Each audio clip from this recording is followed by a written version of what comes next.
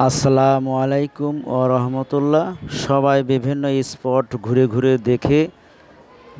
দেখার পরে এখন সবাই লাঞ্চের জন্য প্রস্তুতি নিচ্ছে এবং অলরেডি লাঞ্চ করার জন্য সবাই যার যার পজিশন নিয়ে বসে লাঞ্চ করার জন্য উদ্যোগ নিচ্ছে এবং আনন্দ ভ্রমণে এসে এই যে একটি জায়গায় সবাই একত্রিত বসে দুপুরে যে খাওয়া দাওয়া চলছে, এটা আসলে খুবই একটা মজার বিষয় ছিল। আনন্দ ভ্রমণের একটা উৎসবমুখর একটা পরিবেশ, সবাই আনন্দ ঘন পরিবেশে এই দুপুরের খাবার নিয়ে ব্যস্ত।